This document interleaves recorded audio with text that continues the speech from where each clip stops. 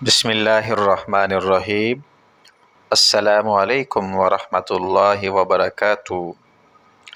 محترم ناظرین، کل کی ویڈیو میں اعمال و وظائف کے لیے 7 شرائط کا تذکرہ کیا تھا۔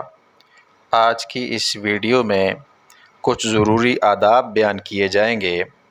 اگر کوئی شخص ان شرائط کے ساتھ ان آداب کا لحاظ رکھتے ہوئے کوئی وظیفہ کرے گا، کوئی عمل کرے گا، تو وہ اللہ کے ہاں جلد قابل قبول ہو کر مؤثر ثابت ہوگا۔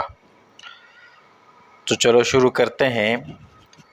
پہلا ادب کہ ہر عمل کرتے وقت یا ہر وظیفہ کرتے وقت نہایت ہی خضوع اور خشوع کے ساتھ اپنے رب کے سامنے عاجزی اور انکساری کا اظہار کرے۔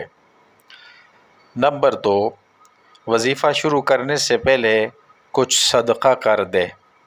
نمبر 3، ہر وظیفہ کے اول و آخر درود شریف کا ورد کرے۔ نمبر 4، وظیفہ کے بعد جب اپنے مقصد کے لیے دعا مانگے تو ایک ہی مرتبہ دعا مانگ کر بس نہ کرے، بلکہ بار بار اپنے رب سے دعا مانگتا رہے۔ نمبر 5، کسی مسلمان کو نقصان پہنچانے کے لیے ہرگز کوئی عمل نہ کرے۔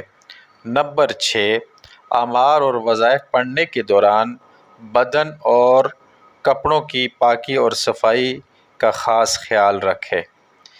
جب ان شرائط کے ساتھ ان آداب کا لحاظ رکھ کر وظیفہ کیا گیا تو وہ وظیفہ اپنا اثر بھی دکھائے گا، اللہ کے ہاں قابل قبول بھی ہوگا، اور جس مقصد کے لیے کیا گیا ہے وہ مقصد بھی پورا ہوگا۔